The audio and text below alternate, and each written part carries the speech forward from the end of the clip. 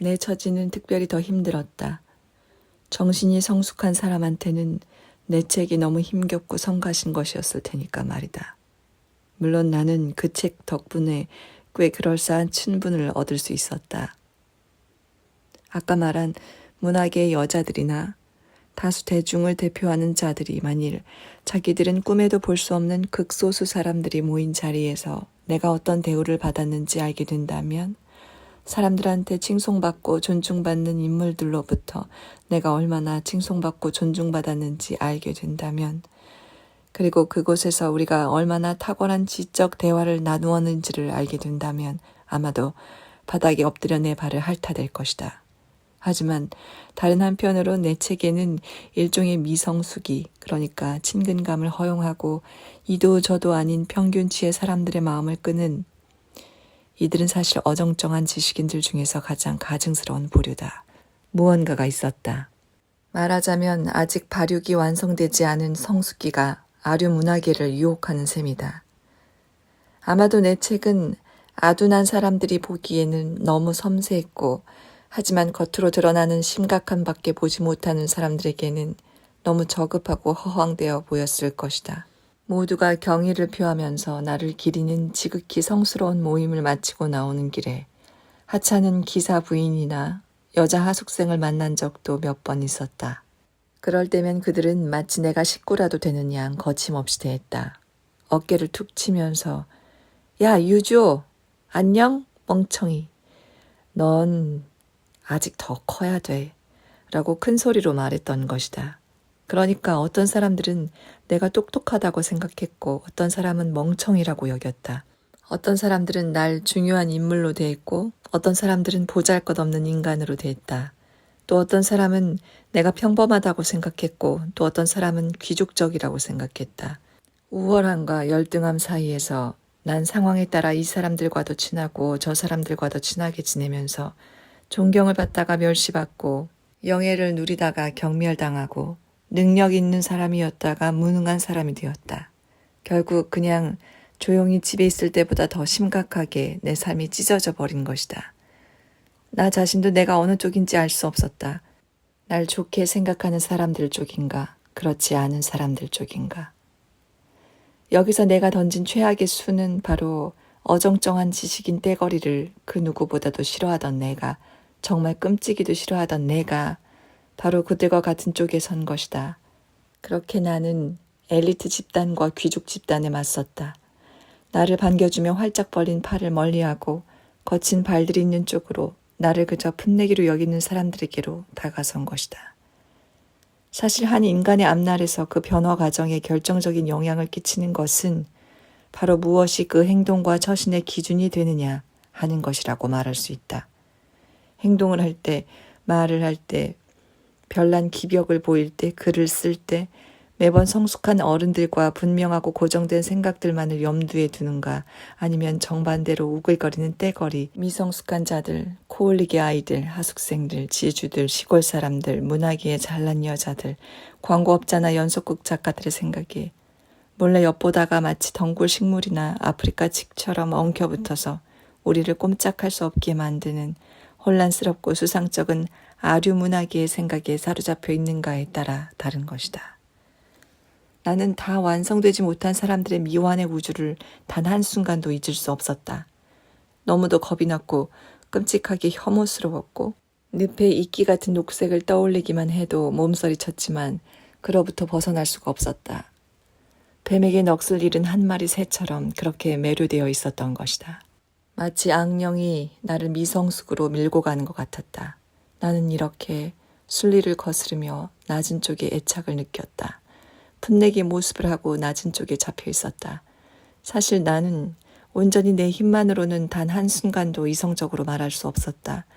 시골 어디선가 어떤 의사가 날 멍청이로 생각하면서 내가 멍청이 같은 짓만 할 거라고 기대하고 있다는 걸 알고 있었기 때문이다. 또한 단 한순간도 사람들 사이에서 예의를 지키면서 신중하게 처신할 수 없었다. 내가 예의에 전혀 맞지 않는 행동을 하기를 기대하고 있는 여고생들이 있다는 걸 알고 있었기 때문이다. 그렇다. 정신의 세계에는 분명 항구적인 폭력이 존재한다. 우리는 자율적인 존재가 아니다. 그저 타인에 대한 함수일 뿐이다. 우리는 다른 사람이 우리를 보는 모습 그대로인 것이다. 그리고 나의 개인적인 재앙은 바로 사춘기 소년들, 애송이 젊은이들, 어린 아가씨들, 문학의 잘난 여자들이 생각하는 나의 모습을 받아들이면서 말하자면 음란한 관능 같은 것을 느낀 데서 시작되었다. 하지만 언제나 문학의 교양 있는 여인 하나를 등에 업고 있는 것. 누군가가 나를 순진하다고 생각하기 때문에 순진하고 또 누군가가 내가 멍청하다고 생각하기 때문에 멍청한 것.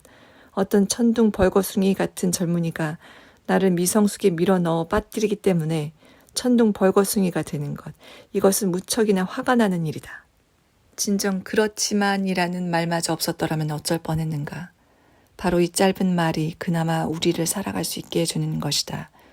성인들의 우월한 세계에 들어가지는 못한 채 몸을 기대어 부벼대기, 품위와 우아, 지성, 진중함, 성숙한 판단, 상호 존중, 위계화된 가치들 이런 것들을 가까이 있기, 이러한 감미로움을 유리창 너머로 바라보기, 그것들을 손에 넣을 수는 없음을 느끼기, 있어도 없어도 좋은 사람이 되기, 16살 때처럼 어른이 되지도 않았으면서 그저 어른인 척하는 것 같은 그런 느낌으로 어른들과 친하게 지내기, 작가인 척, 문인인 척하기, 문학적인 문체와 우아하고 성숙한 표현들을 어설프게 흉내내기, 사실은 은밀히 적을 두둔하고 있으면서 겉으로는 살벌한 전투를 하기. 사회생활을 시작하면서 나는 어정쩡한 문학의 축복을 받았고 열등한 인간들의 세례를 듬뿍 받았다. 더구나 상황이 조금 더 복잡하게 꼬인 것은 바로 사회에서의 나의 태도 역시 문제가 많았기 때문이다.